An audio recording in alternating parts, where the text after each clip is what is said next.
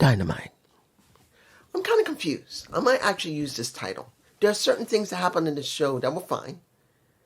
And then you wonder, yeah, they were fine, but why won't they be set up for Revolution? Why did you have this match here in instead of Revolution? And I'm like, why? Why couldn't there be a build? Why couldn't there be a build? I want to build. Okay, let's go to the Eliminator match. El Clona versus Moxley. There's no build there. There's no nothing. Basically, the Continental Classic has led us to the Continental Champion, who's basically acting like a cruiserweight. That's what Moxley is. He basically is Understand, it's already bad enough the Death Riders have not been disbanded. It's already bad enough that Moxley hasn't left the Death Riders and they have a new leader. There's no new leader. The most we get is seeing that Marina Shafir smacking the shit out of a Moxley. And she's saying that is not meant to be pain, it's meant to be pleasure. While his wife is interviewing her. We knew Moxley was going to win. But what does this really mean? Nothing. Because he's a cruiserweight at this point. That is what Moxley is. He's a glorified cruiserweight with a cruiserweight title. And he opens the show now. And you could say, well, that's great. The cruiserweights were always good. There were points where the cruiserweights needed more than just straight matches. Remember, WCW used to do that a lot. And that was mostly due to the fact they didn't have anything for them to do but open the show. They barely showed them later. They barely showed them when they were important. Remember Rey Mysterio? He had to work his ass off to be more than just a regular cruiserweight and be seen in the beginning of the show. He had to bust his ass to prove that he can be more. And let's be honest. Every person that Moxley's been thrown could be more. But they're not Rey. And the worst thing, they're not trying to make a new Rey Mysterio. El Clone is a good match. El Clone is a good wrestler.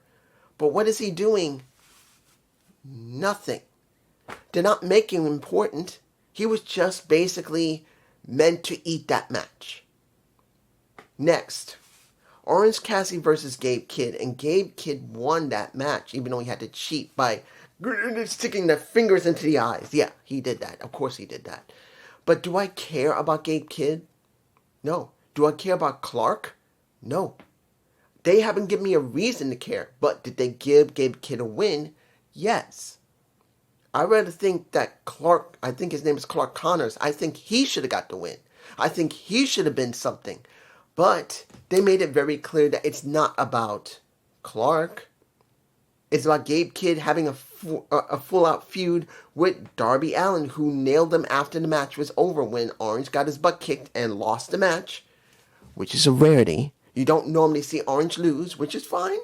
It's good to see they are finally willing to do something with Orange and putting someone over, but do you care about Gabe Kidd? No. But they were willing to use him. It was about Orange Cassidy dealing with Gabe Kidd. And to be honest, after all this time where Gabe Kidd should have been part of the Death Riders and meant it to be important, he has not been important. He has not been gelling with the Death Riders all the time. And it makes no sense why he's the one they're doing this with when it should be, supposedly he's supposed to be great, Clark Connors. Why wasn't this Clark Connors instead of Gabe Kidd? I don't know. It should be about Clark because if he's so important, they should be pushing him. But it's still about Gabe. Moving on, third match. That is Kevin Knight versus Mansoor, I believe, of the Maximum Male Models. I could be wrong. I don't remember the name. I think it's the Maximum Male Models. I think that's what they're calling themselves. I don't remember. I have not seen Mansoor in almost a year. Now, he had the Shogun, the guy who used to be with him. That was, if you've ever seen Up, Up, Down, Down, here's a little bit of trivia for you. Look at Up, Up, Down, Down, and look at D&D. He was there at one point with, I believe, Athena, who was known as Miss, you know who she was, Ember Moon, and he called himself the Shogun. If you remember, you remember. But I haven't seen him, and I just see Mansoor for the first time in almost a year, easily. And I didn't expect anything from it, and guess what? The Jet basically whooped that ass, making it very clear Moxley doesn't mean anything. I mean, he didn't say Moxley, but he's not saying anybody means anything. It's Jet Speed Rodeo that the Hangman's going to win, that pretty much he's going to get somewhere, and I'm sure he was making it very clear that his partner's going to get somewhere too. That's what we got. Next match. The tag match that it looks like someone's hurt again. Oh my gosh. This is where I'm saying again. Penelope Forbes needs to leave AEW. This girl has done nothing but job her entire run of AEW, taking away her injuries. That's all she's done. She has basically been a punching bag for everybody and the one who jobs, or in this case, has gotten hurt. She only just came back months ago after she had to have her arm done. Now, I'm not saying that she's out because I've not checked the site to see if she's actually badly injured. She decides at one point she wants to do a moonsault off the top turnbuckle onto, because I do remember Megan Baines moved away. It was basically Cameron and pretty much the current TNT champion ate that along with her, and she looked like she might have hurt her ankle. I'm hoping she didn't break it. She sprained it. That's what I'm hoping for, because after a certain amount of time, she got off the skirt, called a trainer, and saying her ankle is hurting. I believe it was her right ankle. That was it. I'm hoping she's not injured, but being there, I really believe this girl needs to leave. There is nothing for her there. She, most of the time, jobs. The only time when she gets a win is when Megan gets it. And now we get, what is the other woman's name? Cross? I can't remember her first name. Cross is now there, and she DQ'd the match. And we're getting another, pretty much a rematch of what happened at Grand Slam. They don't have anybody. They got over 100 people. Some of them are women, and they have not presented them. Robin Renegade has been on the roster for more than a few years. Where is she? She's on ROH. Why don't you bring Robin in? We need new blood. We need more people, and we need better writing. We don't got any of that.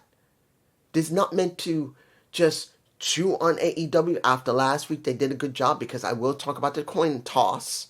I will. But if you look at the women, what do they have? Nothing. They don't have tags. Why? You got 160 people, at least 40 or 50 of them, at least 40, 30 or 40 women there. Where are they? Where are they? Where is Taya Valkyrie? Where is Deonna Purrazzo? Two women who are known well in the industry, who have shown how great they are. They can talk, they can wrestle. Where are they? Where? Nowhere. I'm just saying, moving on.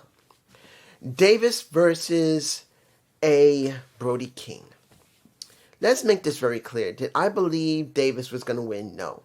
Now, it's good to see that his hand seems to be working okay-ish, even though he does have a tear in his hand. I mean, let's make it clear. He hit the ring post, bust his hand open with Moxley, and he's going to take a while before he feels better. I'm sure they stitched his hand up. Hopefully he didn't break anything, because that's not fun. From what I can tell, he didn't break his hand. He just busted open his hand. And that's going to be fun to wait until that heals. It was a good match. Meat. That's what we got. Meat. People love to call that meat. When it came to a little bit of Powerhouse Hobbs doing that mess back in the day, now we got it always with the bigger wrestlers. Meat. But did you really believe he was going to win? No. This is about Brody King being set up. Mind you, okay, I'm fine seeing that, setting up Brody King to put someone else over. And I know they're going to do it. Brody King calls out Swerve after what he talked about earlier, and I'll talk about in a minute. But it was good to see they set up somebody who has been established, who's built pretty well. And now he calls him out for Revolution.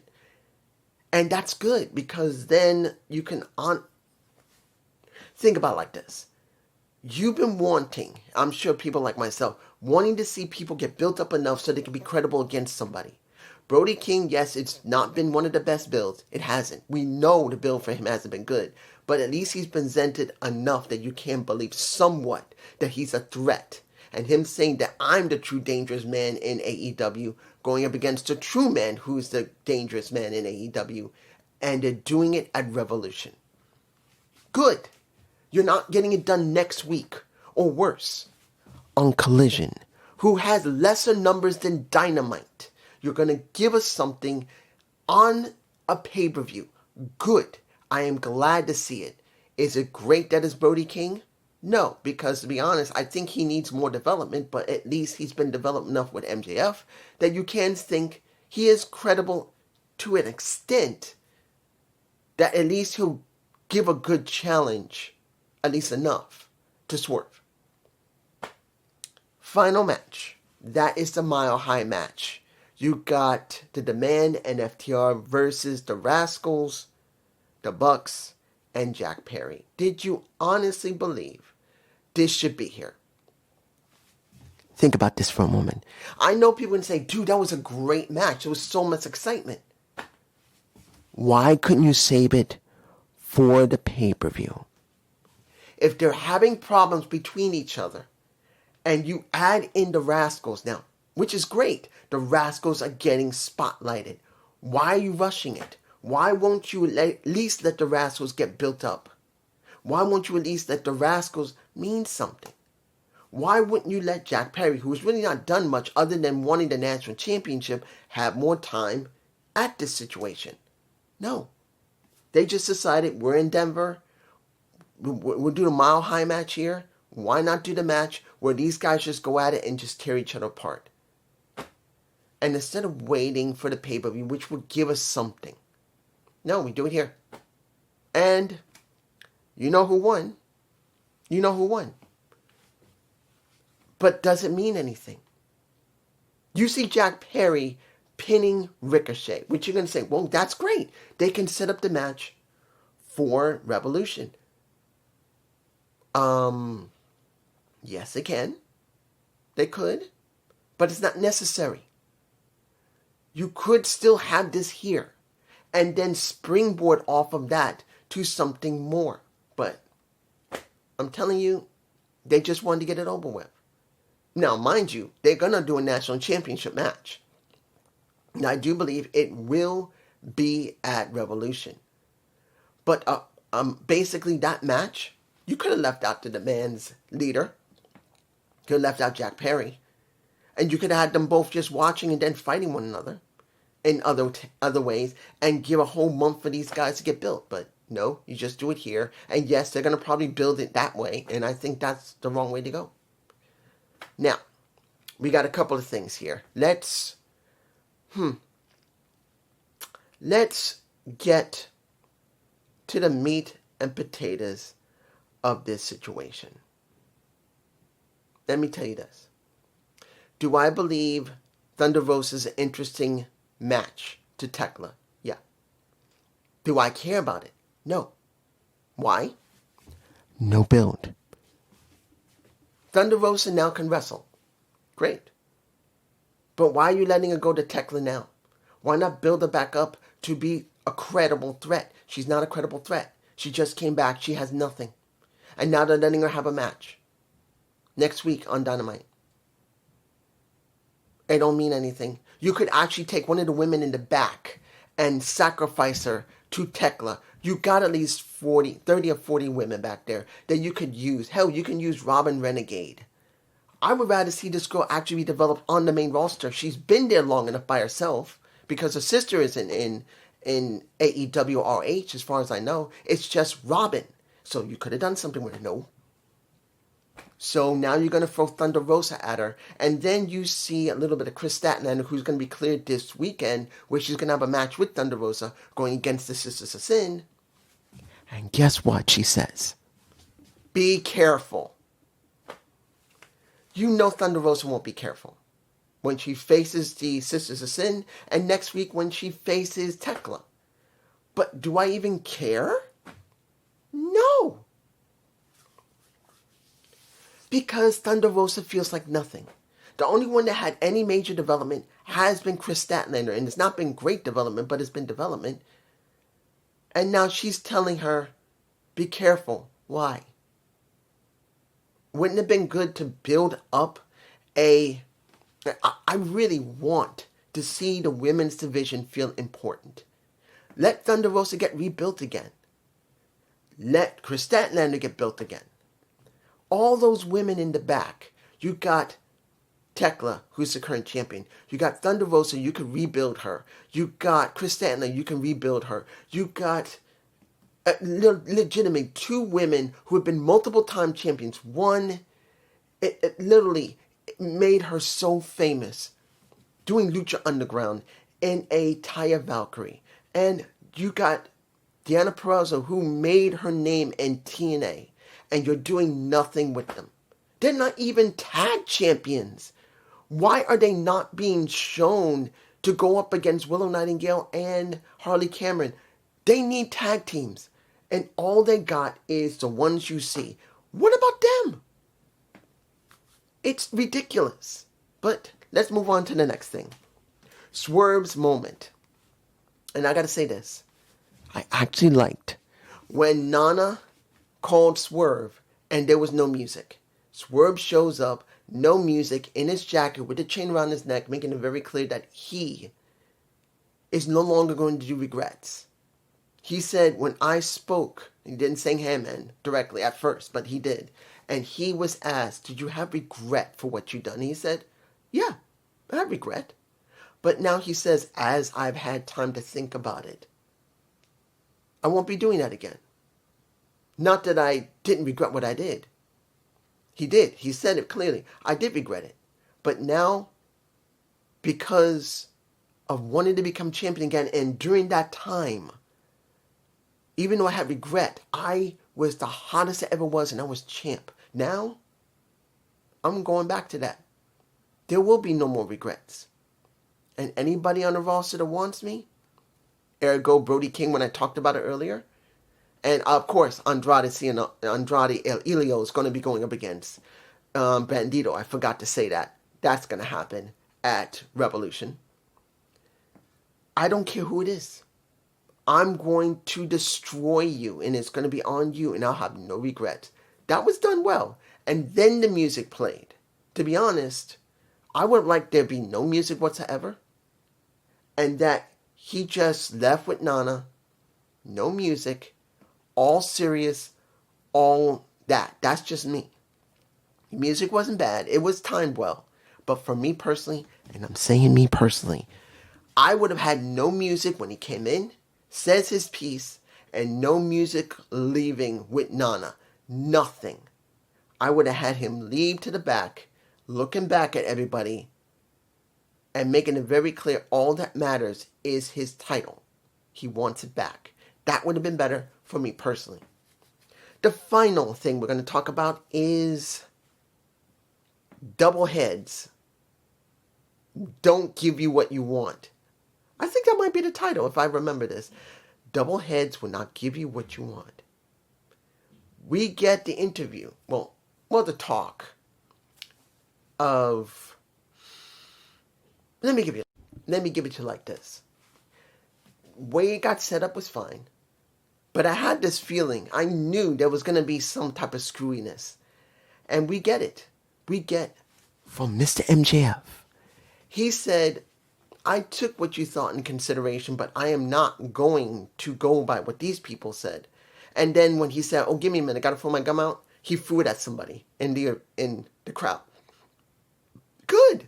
He's a great heel. But he made it very clear.